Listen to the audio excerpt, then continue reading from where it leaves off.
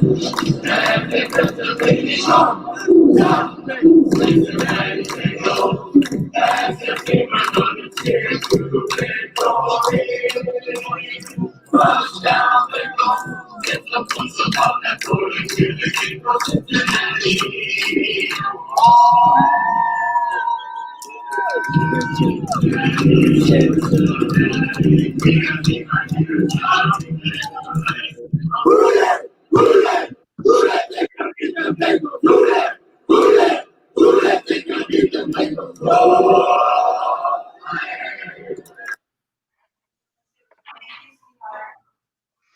evening, everybody, and welcome to yet another edition of Sunday Night Football with Bengal Jim and friends.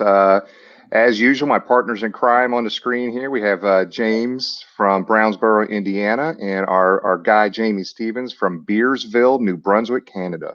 Nice. How close is that one to you? It sounds like a great town. New Brunswick's far away. I figured. Welcome to your part of Canadian geographic history here. Every week you learn about a new province. That's right.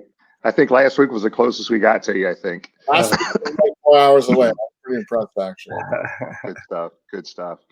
Well, hey, just a quick note for everybody. We've had a little bit of a program change tonight. So the show you're watching now, first time we've gone through this process, but it is being pre-recorded. We're recording this show right now Saturday evening. So some scheduling conflicts with Dave. Dave really worked closely with us to be able to do this still. So we're pre-recording this right now Saturday evening. So there's not going to be any giveaways tonight. We'll get back to that next week. And but we're still going to have some interaction, believe it or not. Quite a few of you guys on our social media platforms have sent a lot of different questions to us to ask Lap. So we're going to take advantage of that, and still, if you sent questions, we're going to try to get to those with Lap as we go through the evening here. So again, Dave Lapham tonight, and anybody who's a Bengal fan knows Dave. He's an absolute thrill to talk to. Bengal passion, like all of us have. I love it. Not only is he, played for the Bengals, he's works for the does the, I guess it's color commentary, right? And then we also have. He's a fan, so he's a passionate fan. So we'll get into some of that with Dave. Still Bengal History 101. And the question of the week, we're going to get into some discussion around the Bengals Ring of Honor, which has been a very significant, topic for the social media platforms the past 3 or 4 weeks, especially since the passing of Ken Riley here. So good evening, guys. How you guys doing? All good. Thank you for once again putting all this together. Another exciting week, and I'm still kind of ramped up from Gary Burley last week. Man, that guy just had a smile on his face the whole time. Was happy-go-lucky, and had some great stories. So I'm still enjoying going back and watching that the interview with Gary last week. If you haven't done that, if you didn't see that video, they're all on YouTube. Definitely recommend going back and checking that out. That was pretty cool. And as I said, Gary, man, just smile on his face and just a happy guy. It's funny about that, James. He, if you remember during the interview last week during the show, he was like, "I've never seen that video before. Can you send it to him?" So I sent all 3 of those videos to him, and you should see him on his Facebook page right now. He's just enjoying every minute of it. So it was kind of fun to see. Those are video clips he had never seen. And then there was, I think, one of the clips he hadn't seen in probably 20, 30 years. So it's so fun to see the OG Bengal players get reinvigorated and re-energized with seeing some of these things and be able to share that with their friends and family and followers on social media as well. So that was awesome. I really enjoyed obviously hearing the stories from back in the day from him. But what I really liked about his interview was how he talked about some of the personal challenges that he's had to overcome too in his life since football. So cool guy, man. That was great stories. Well, that definitely was. And Jimmy, I don't know if you want to touch on this now, but continuing with the OG theme even for next week, and we'll probably touch on it at the end of the show, another original Bengal from back in the day going to join us for next week's show. Absolutely. Now, better time than ever to talk about it. So we've got a commitment already for next Sunday night. Our guest will be Ross Browner. Ross Browner, one of the all-time great Cincinnati Bengals. So pretty excited about that. One thing I do want to share with you, we usually have the fan of the week. We spotlight every Tuesday, and then we bring them on air to talk about it. We have a gentleman from Oakland who has a great story. He was going to be on, but he couldn't make, as we were pre-recording this, he couldn't come on Saturday. So he will be on next Sunday night. So I got a chance to talk to him this afternoon about that as well. But Ross Browner next week, I called him, I got to talk to him, and you should hear him being excited about being on the show next week. It was pretty neat to hear. Looking forward to that. And as we always say, if you have somebody you'd like to see come on, any suggestions, let us know. Send them our way. But definitely excited for Ross and next week's show. Got it. Send us names and we'll have Jimmy email and harass and drive by the house and try and get them on. Jimmy has this Rolodex. I think they're by uniform number. So just say whatever, number 68, Jimmy goes 68 and pull it out and get him on the horn. I will say, guys, I'm impressed with the people we've been able to pull on the show. I mean, this all started with us chatting about just doing something fun on draft night. Had such a blast doing that. We did it on Zoom, and then we stepped it up to do this live stream. And not sure where it was going to go, but there's been no shortage of some OG Bengal players willing to come on and talk shop. Not at all. Do we want to jump to the question of the week here and talk about that a little bit? Yeah, you know what? We're going to go little out of order this week, but let's go to the question of the week, guys. Here we go. Question of the week. Who is in your Bengals Ring of Honor? As you guys know, since passing of Riley, there's been a ton of interest. Even I've seen like national articles about the Bengals and a potential Ring of Honor, honoring the players because we only have one player in the actual NFL Hall of Fame. So question of the week, who is in your Bengals Ring of Honor? And the one thing I do want to say while we're on this subject is we posted this how many months ago, Jimmy? We did the initial Ring of Honor.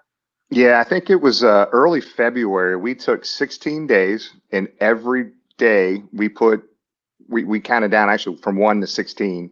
Started off with our first was going to be Paul Brown. We'll play a video clip tagging all 16 of those players here in a second. But it was funny as we were going through that 16-day period, every day we were posting a new player.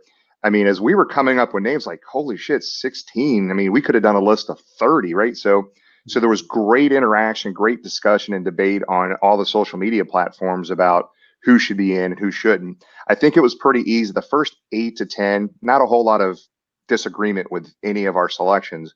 Once we got a little over 10, there were people disagreeing with who we put in there. But there's so many greats, and we just had to pick a number. We felt, with a 16-game season, let's just do one per game and do 16 days in a row. And one thing I will tell you guys, I will tell you that from reading articles and knowing some folks within the organization, I know this has been on their topic for discussion within the organization for many years.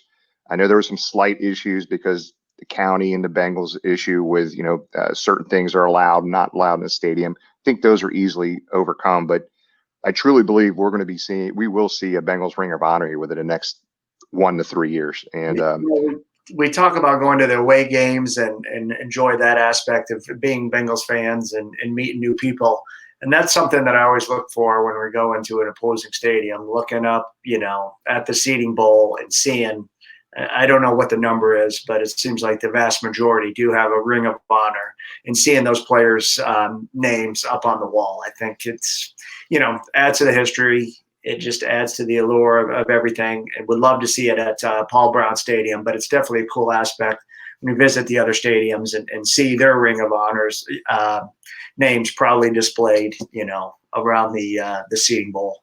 Well, I was going to say, I mean, it's this has been a bone of contention with fans for a long time, but it feels different this time, does it not? Like, I actually feel like this time, this will be what gets it done.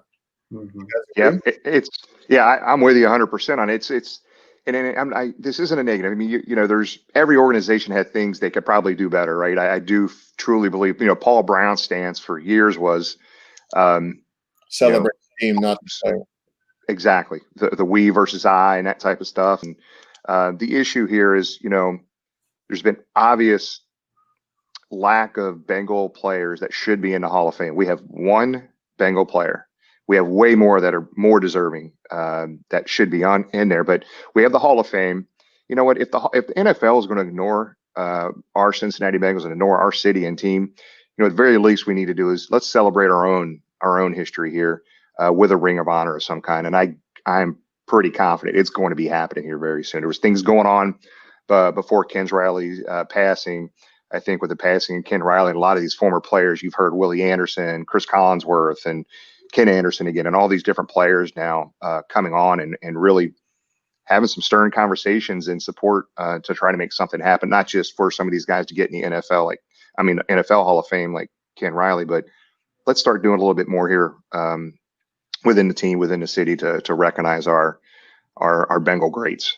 And let's not even stop there. Let's take it to the next level with the Ring of Honor. You look at just across, 200 yards down the way of what they have outside Great American Ballpark with the statues of the great Reds players. Would love to see that with some of the Bengals players outside Paul Brown Stadium. Again, same concept, go to the other NFL teams, go to Green Bay. There's Vince Lombardi out front, a huge statue. You see it all over the NFL and all sports.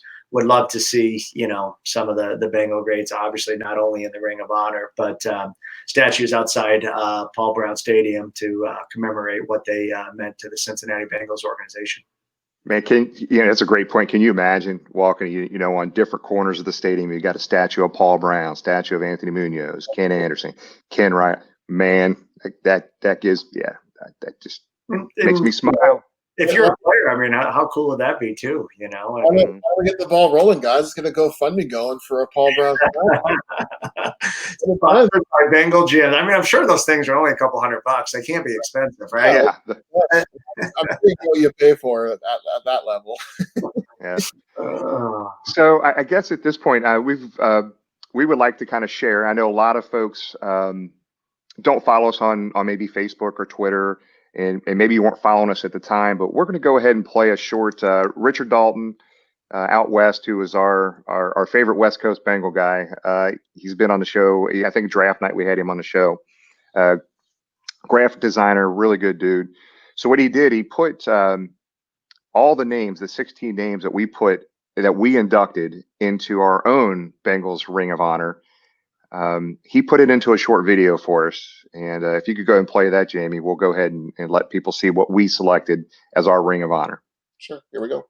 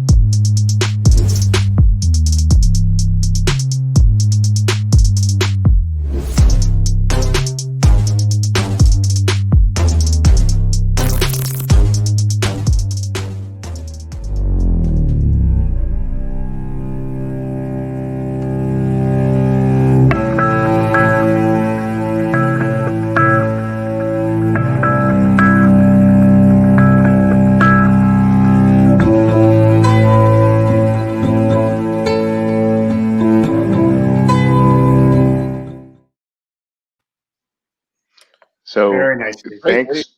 Richard great. Dalton for putting that together. Now, each one of those clips, if you look detail, if you want to watch that video again, if you look at the detail, that was an Arizona Cardinal, reveal of their Ring of Honor.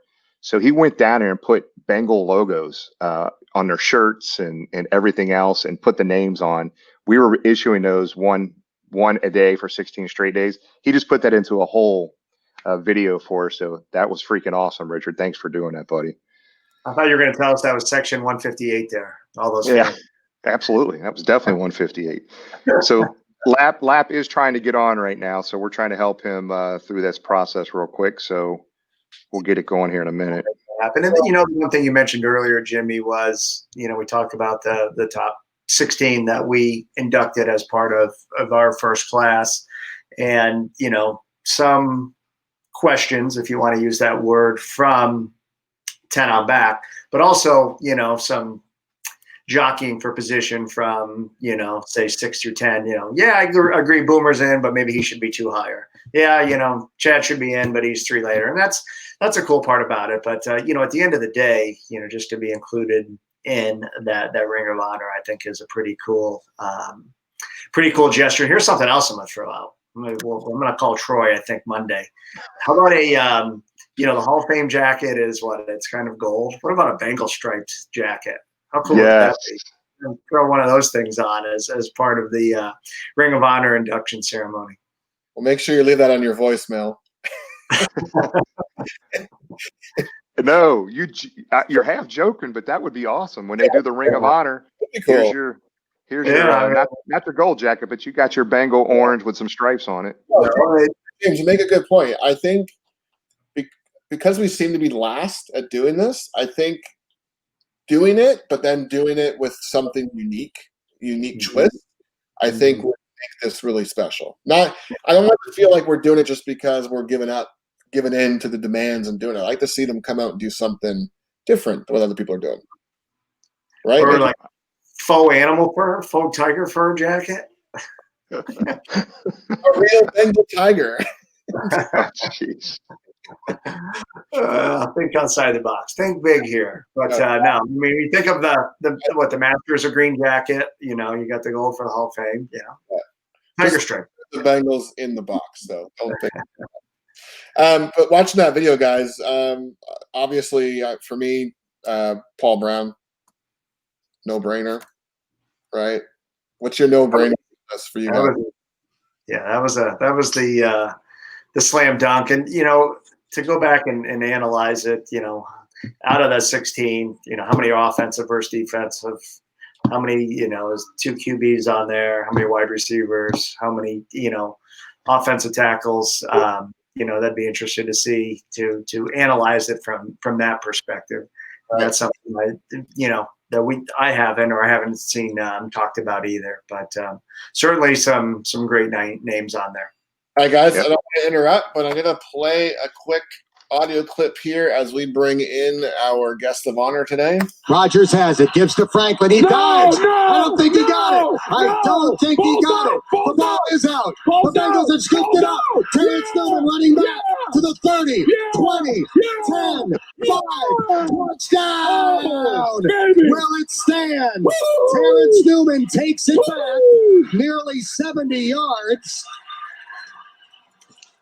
Franklin dove, trying to pick up the yard on 4th and 1. The ball squirted out. Newman comes up with it, takes it back, and for the time being, the scoreboard shows 33-30 Cincinnati. It's a great day to be a Bengal fan. Welcome, Dave Lapham. How you doing, buddy? Hey, what's happening, guys? How you doing, Jimmy? Hey, man, great. Thanks for taking a little time with us, man. It means a lot. So, Dave, that clip right there is why every Bengal fan loves you, brother. You played for the Bengals. You're doing all these things now, being involved, but you're just as big as a fan as anybody else on this thing as well. So we love having you, bud. So real quick intro, 3rd round pick out of 1974 out of Syracuse University, played for the Bengals from 74 to 83, played in 140 games for our Cincinnati Bengals, and a New Jersey General from 84 and 85. And Dave, I know we got you for 20 minutes, brother. So we're going to get right into it. So I'm going to get right into the USFL discussion here. I learned some stuff, Dave, I didn't know about. We're going to play a little short clip here for you. Today at a wide receiver position, Mackey, Lapham, Hall, Harris, Millard, and Bowers. Sam Bowers having shaken off some injuries to come back to starting. Now, Jeff Speck, the other tight end, who has been with all the eyes on Herschel, it's Maurice Cartman who gets the call and the 6. So Bart tosses Herschel Walker a strike. Here's the lowdown on Walker. He's yet to explode, but he's still ahead of last year's rushing pace. So that last clip, we saw you pull on that play, that sweep to the right. We saw you pulling from left to right on that, man. So you played for the New Jersey Generals for a couple of years. So talk about the first of all, playing for Donald Trump. This is a no politics zone. We're not talking politics, but Trump was the majority owner of that team, and you signed a 10-year guarantee, what they called a personal service contract. And I think you're the one who came up with that personal service contract, or at least the topic. So how did that work? Yeah, actually, it was a 2-year, and they've got that in their records. I guess it's a 10-year, but it was a 2-year personal services contract. And basically, what it was you know, when I was negotiating with Donald Trump at the Trump Tower, it had just been completed, and we're up at the top floor of the Trump Tower, and you know, he's got his big office and all of his awards and everything all decorating the office and the walls. And I'm thinking, what am I doing here? But I said to him, you know, 10-year NFL career, I would think about playing in the USFL if I could get a guaranteed contract and guaranteed against injury or, you know, being waived or whatever the case may be. And so he arranged it as a personal services contract for 2 years. And no matter what happened, I was going to get paid by Donald Trump. And I felt that was pretty sound. I felt like he had enough money to be able to live up to the contract, and he could afford to guarantee that guaranteed payment for 2 years, and it worked out well. You out-negotiated Donald Trump. I'm proud of you, Dave. That's an awesome story. So what's funny too is like, well, one of the things I thought was cool that I read now, you know, obviously a little bit of a culture change coming playing for Cincinnati all those years, then going to New Jersey and Trump. And did you judge the cheerleader tryouts or something at some point when you first got there? Yeah, right after the contract was done, he said, you know, we'd like you to be a judge for the cheerleader contest. It's going on right now in the lobby of the Trump Tower. And I said, okay, well, I go down and I'm sitting next to Andy Warhol. Andy Warhol was one of the judges, and man, Andy Warhol, I don't know what he was on, but man, he was on whatever it was working. And he was spaced out. But he was doodling all these renderings, you know, and doodling on a napkin and throwing in the middle of the table that we were sitting at and thinking, man, if I should grab those, because you know these days you eBay those be worth something. But he said, son, I guess what you think's a cheerleader and what I think's a cheerleader, two different things. I said, I think you're right about that, sir. But Donald Trump, he knew how to draw a crowd. He had a lot of celebrity friends. There's no question about it, and he did a great job. Whenever there were press conferences, Donald Trump could get the media out there. There's no doubt about it. That's funny. I mean, what's crazy too, like, Dave, you blocked for just an awful lot of great Cincinnati Bengal running backs, right? A long list of them. But you go right to the USFL in 1984, and you're blocking for Herschel Walker. I mean, so talk about some of the players on your team and in that league. It was a big deal. There's some big time players that played with you. Yeah, there were. I mean, there were a lot of players that you know, when the league folded, ended up playing in the NFL and had long careers. The center I played right next to, Kent Hull, had a great career with the Buffalo Bills, multiple Pro Bowl player, died way too young of cancer. God rest his soul. He's been dead for a while, unfortunately, but he was a great player. But Herschel Walker was just an amazing athlete, man. He was timed in like 4.2, 840 with shoulder pads and helmet on it at training camp one year, and it was, man, just watching that guy. He was effortless. I mean, world-class speed and a 228-pound body, somewhere in that range. And one year that we played, he had a shoulder that would, every time he get hit from the side or the back,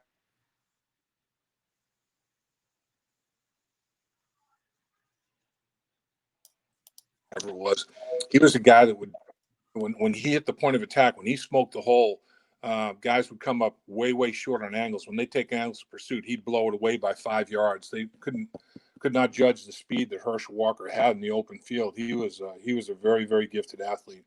He still is. I mean, he does a lot of mixed martial arts stuff. You know, he's into his 50s and looks like he's got the body of about a 25-year-old. He's a genetic phenomenon. There's no question about it. And the fullback, Maurice Carthon, had a tremendous NFL career. He's a great player as well. Just a tremendous guy, too. Maurice Carthon was phenomenal. He did everything. He did all the blue-collar stuff and supported Herschel Walker in that running game. We had a pretty good football team. We did, for sure. We lost to the Philadelphia Stars. Jim Moore coached that team. You know, they won the USFL title a couple of times. They're a good football team. There were a lot of really good players. The difference between the National Football League and the USFL is the depth. You know, if a frontline guy went down in the USFL, a lot of times there was a big drop off in depth. Whereas in the NFL, you know, they've got had a lot more great players and continue to this day for sure. Yeah. Well, what's funny is we kind of, you know, we hear you talk a lot on the radio, right? So you talk about versatility, position versatility a lot. We say that. But what's funny, I said at one point in the 70s, you were called the tool. Now that's not a very endearing term in today's environment, but the tool, basically the reason they called you the tool was because I was told you could fix at any position at an offensive line. And I guess what's interesting to me is that today's football seems to be so. I mean, I coached for 20 years myself, but it seems to be so specialized now. Is position versatility as important today as it was when you played, Dave? I think it is, because the numbers, you know, the roster numbers are down a little bit. And, you know, in the NFL, you'll activate, you know, sometimes as few as 8, maybe even 7. A lot of times the Bengals and other teams in the National Football League only have activated 7 players in the offensive line for a particular weekend. So those other 2 guys, they have to be able to play more than one position. In a couple of different games, I played all 5 positions in the same game. I just went up and down the line of scrimmage, just playing, you know, a series that I played both tackles, both guards, and center in the same game, just up and down the line of scrimmage on a series by series basis. And I do think that versatility and is a big plus, you know, for coaches to have with players, because if you've got versatile players, you can substitute. You don't have to substitute necessarily. And maybe if the defense isn't quite as versatile enough with their personnel groupings, they have to substitute, get on the field, and you can go up tempo, keep them from substituting, catch them with too many men on the field, all those kind of things. If you have players that can line up, receivers that can line up in the slot, as well as outside, you know, running backs can do a lot of different things for you. I think position versatility and multiplicity, you know, skill set is something that is a big deal in the NFL these days. I really do. Yeah, good stuff. So I went through a lot of video clips, not coaching video clips, right, but just game clips and a bunch of different things. And I saw you play. I had game clips of you playing every single position on that offensive line, which just really blows your mind. You know, it's one thing from maybe a guard to go to center, but I mean, you played tackle, both tackles positions, the whole 9 yards. And so it was cool. So one of the clips I ran into, which it was a game clip from 1980. I am here to tell Anthony MUNOZ that he would not be in a Hall of Fame without Dave Lapham. And in this clip right here will prove my point. Second clip. We've talked a lot about Anthony MUNOZ being the #1 draft choice. That time he was sure happy that he had Dave Lapham playing next to him, because he picked up MUNOZ here is getting beat by one of the great pros, 65 Elton Bethea. You see him getting beat inside, and Lapham was right there, or Jack Thompson would have had a real welcome.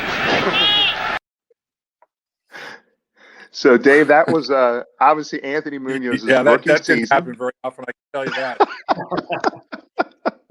That was Anthony's rookie season, but that was your 5th or 6th year in the league. That was Anthony's rookie year. So, I know others had mentored you. I think I've heard you talk in years past about Bob Johnson, who mentored some of the other guys that mentored you.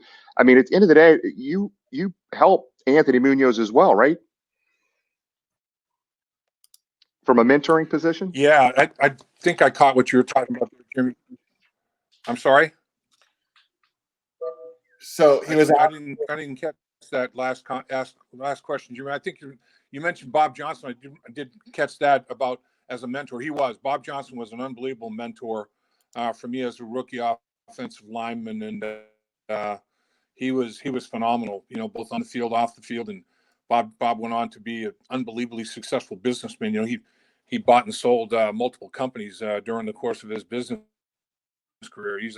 He's done a heck of a job, not only as a football player, but yeah. And then Anthony, I know I felt like in terms of understanding the game and understanding everybody's assignment, Paul Brown was big on that. When I first broke into the league, he would give me a grade on my own assignments, would give on players' assignments, and then he wanted me to do everybody else's assignments in the upper left-hand corner. So he wanted me to not only know what I was doing, but what everybody else was doing as well. So, you know, you could understand, instead of just tunnel vision on your responsibility, your job, Paul wanted you to understand why you were doing it, how you were supposed to do it, and what you're supposed to do to get it done. I mean, he wanted you to see the whole big picture. And so I always tried to, you know, kind of pass that along as much as I could to other guys. And I think that's a good way to look at it.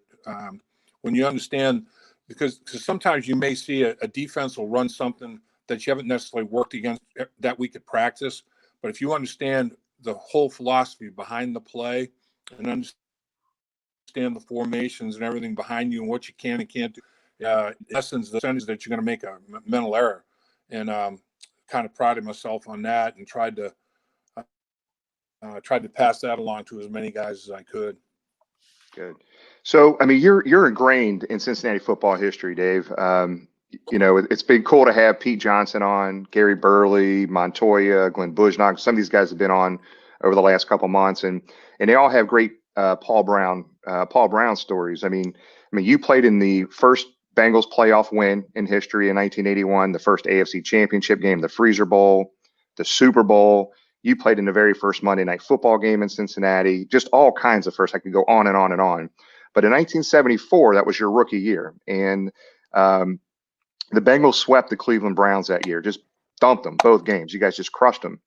And that was the first time Paul Brown actually won in Cleveland. Can you talk about what that meant to Paul Brown, or any Paul Brown story that you could share with us on that?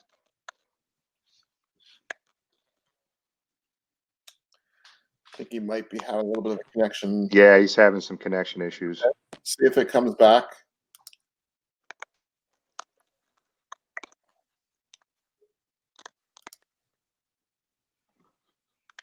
Nope, I think we'll see if he signs back in if we lost him.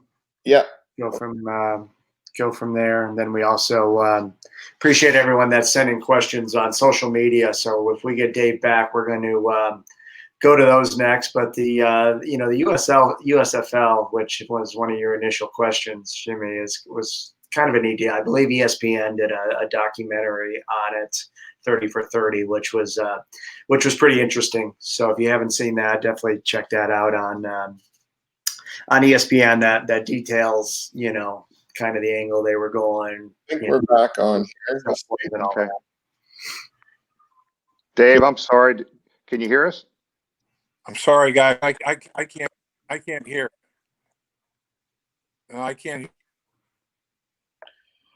you guys. I'm sorry.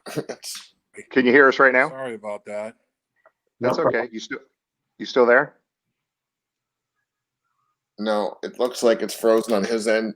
Jimmy, do you want to play the third clip and talk about it, and then see if he if he can see it? Maybe he can come on and talk about it. Yeah, let's go. What the third clip? I was just going to mess with Dave. It's not all rainbows and unicorns here at Bengal Jim, Sunday night football with Bengal Jim and friends. We were going to mess with Dave. Maybe it's good he's not on when I play this, because he might come and try to beat me down. But go ahead and play this. If he can see it, let's play the clip and see if he can come on. You ready? All right. Yep. We have number 62 holding on the offense. Dave Lapham, the right guard, number 62, holding Cincinnati. So that was a Monday Night Football game. I think the Monday Night Football game was like 75 or 76 in Oakland. Dave gets called for holding.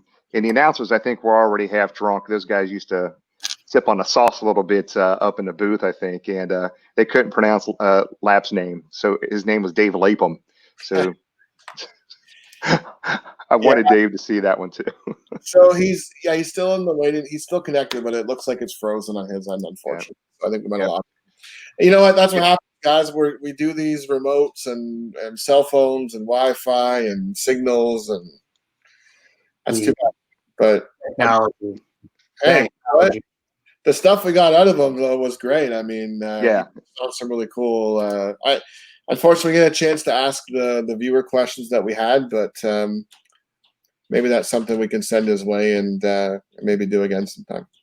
Yeah, go ahead, and if you're able to, Jamie, go ahead and type him a message and see if he can at least see that and say, hey, don't worry about coming back on. We can try to get him on another day to finish up maybe the conversation if we wanted to. That's not a big deal.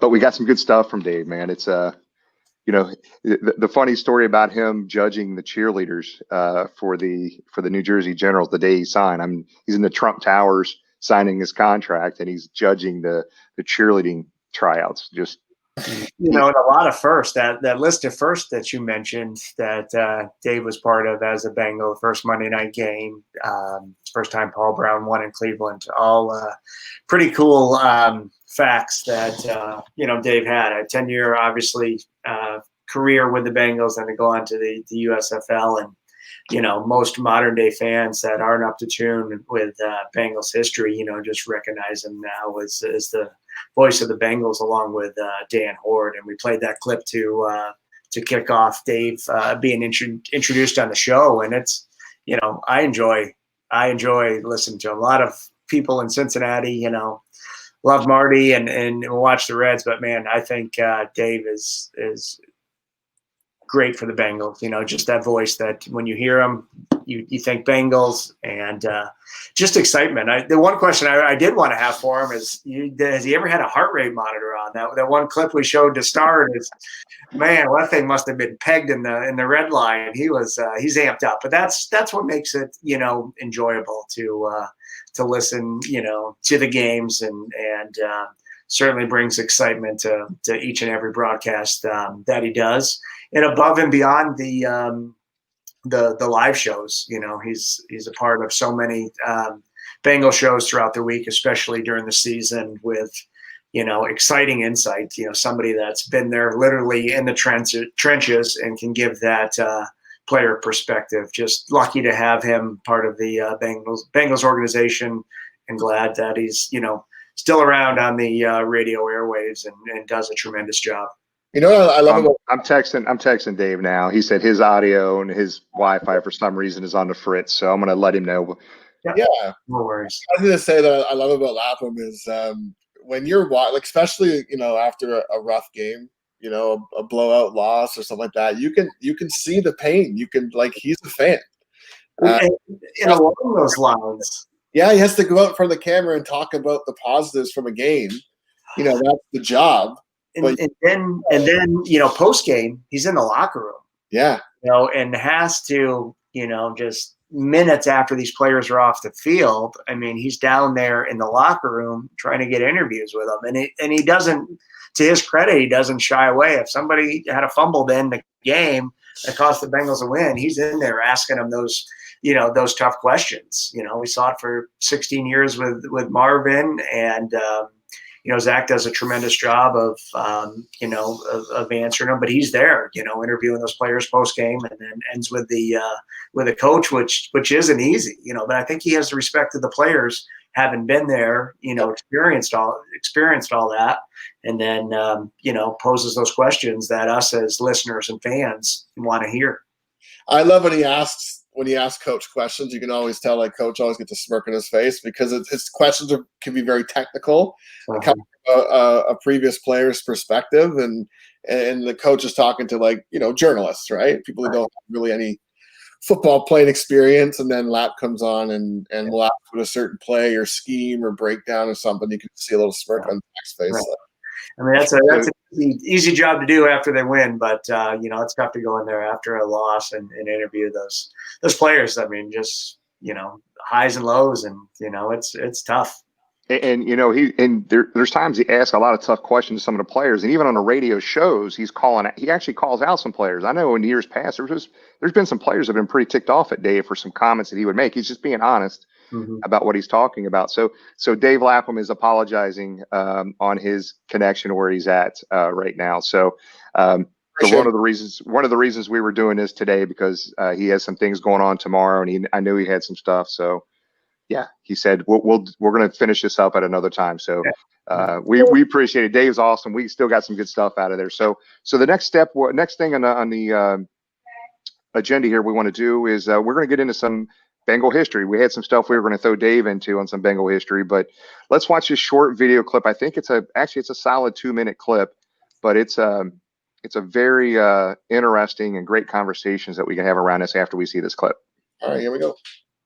Sunday, Cincinnatians turned out in record numbers to share some football history with the third-year Bengals. Behind their Cinderella quarterback Virgil Carter, number 11, the Bengals had only to beat Boston to be the youngest team ever to win a divisional title. The Bengals seemed headed for disaster in the first quarter when Carter was knocked senseless. But Carter came back moments later to throw a touchdown pass to Chip Myers, number 25.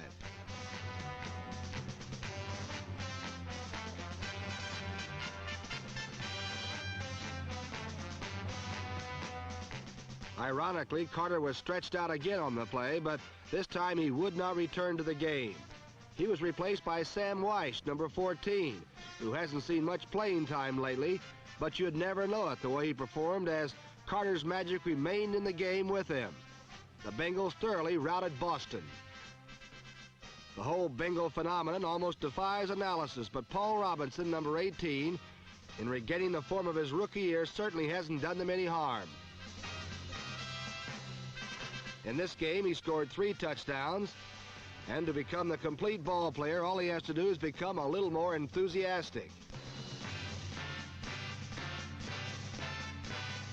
But in fact, the Bengals are winning on enthusiasm, for they are a team without stars, except for Speedy Thomas, number 17, and all he likes to do is communicate with them. With defensive tackle Mike Reed, number 74, back from an injury, the Bengal defense has achieved a cohesion it lacked during their early season troubles. The Bengals left the Patriots battered and stunned until the waning moments.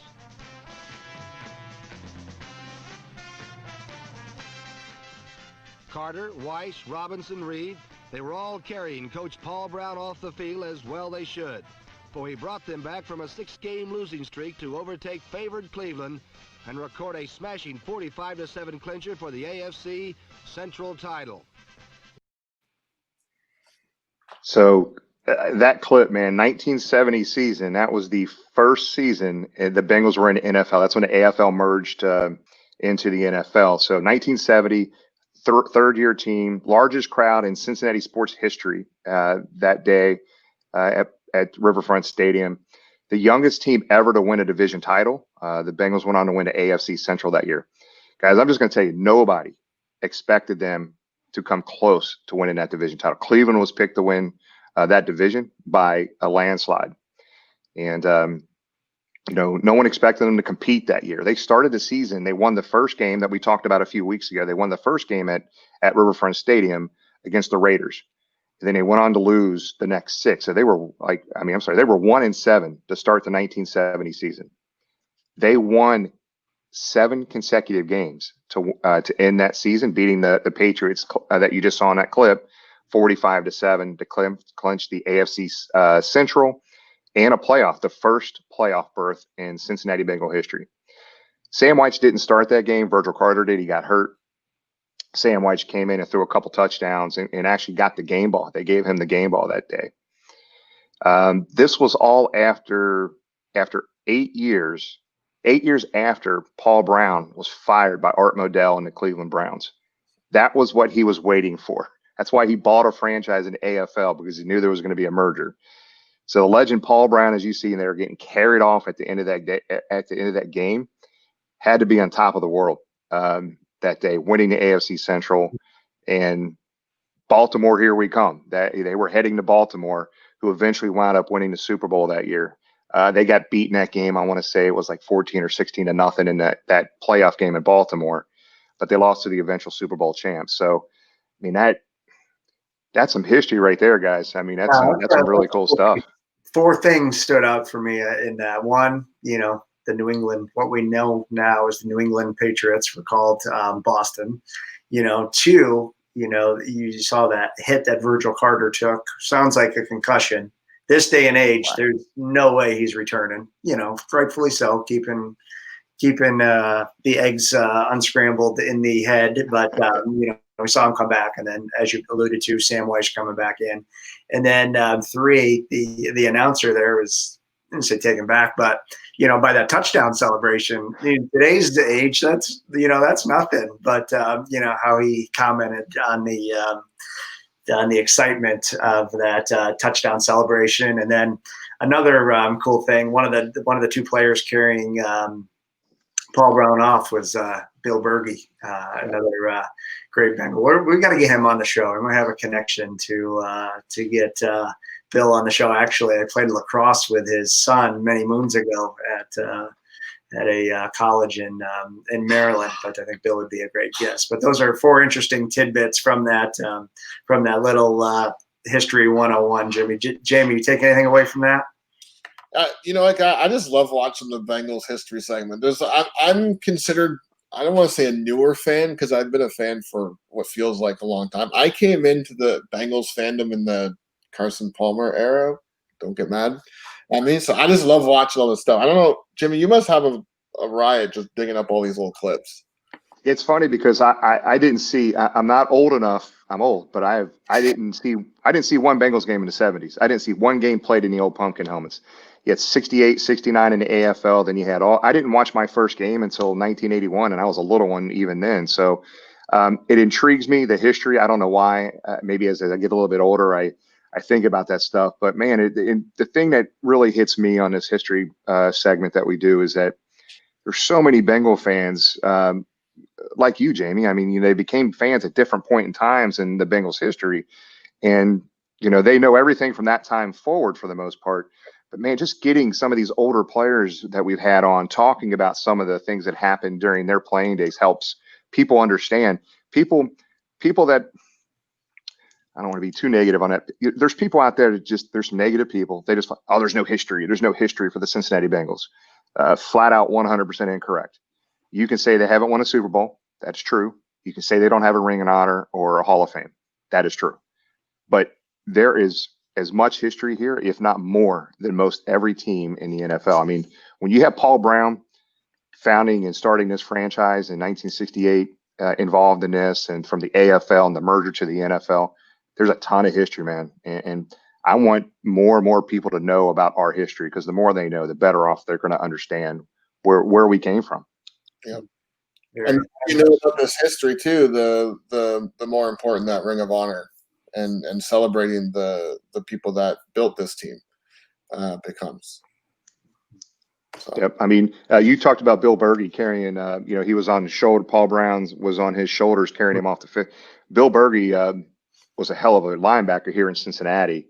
Mm-hmm. I won't even get into that whole how he got to Philadelphia. Basically, he was going to go to the World Football League at one point, and that fell through, and he wound up being traded to Philadelphia. There was a little dispute with some things going on there, but he had a hell of a year in Philadelphia, hell of a season. I'm sorry, not season, but career in Philadelphia as well for the Eagles. He's in their Hall of Fame. Mm-hmm. He didn't make it to the NFL Hall of Fame, obviously, but he's in the Philadelphia Eagles Hall of Fame as well. Yeah, great guy, great family. His son, I mean, same size. He's just seeing his son running down the lacrosse field. I mean, it's like a 240-pound, 6'4" linebacker coming at you, which was a imposing presence. But great guy, great family. Had the opportunity to meet him through his son in Maryland. As you said, still lives in that greater Philadelphia area, and just a great player. But that's, these video clips are cool. I think that's probably one of the comments we get most on the show is, these video clips. Oh, I never saw that. Oh, I don't remember that. I mean, Jimmy, you even had, players email you asking for copies of them. So You know, that's one of the cool things. You know, you never know what you're going to see pop up every week here at Bengal Jim Sunday night football with friends, and you know, definitely tune in next week for the guest that we talked about, and should be another great show, and we'll do that live. Again, sorry we couldn't get to the social media questions that we had for Dave. Obviously, nothing we can do about those technical issues, but look forward to another great show next week. Yeah, Jamie? Yeah, it was still great having Dave. I mean, not having a little bit of Dave Lapham is better than not having Dave Lapham at all. So I thought the stuff we were able to get him to talk about was great. And you got the text message, a commitment to come back on and do it again. So we're going to hold him to that. And I'm looking forward to having him back on here. So. Yeah. And just as a reminder, next week, now again, usually we have the fan of the week on. So the fan of the week that we had scheduled this week will be on next week. You're going to want to see him. He's a great guy from Oakland, and how he became a fan and why he became a fan is going to be very interesting for everybody to hear. And again, I just kind of repeat what James said. We have Ross Browner as our keynote guest on next week, and just hearing this guy, when I talked to him about coming on the show, he almost got kind of giggly. He was so excited about somebody asking him to come on. I mean, these guys that played in the 70s and early 80s, it's not like a bunch of media are out there after him, like a Chad Johnson or a Joe Burrow or something like that, right? So that's gone kind of a little past them in that, but and they're excited to talk about it. And I know Ross Browner we got some really good stuff for Ross Browner to talk about. So we appreciate it. Thanks again for joining us, and we will see you guys next week. Hoo day. Hoo day.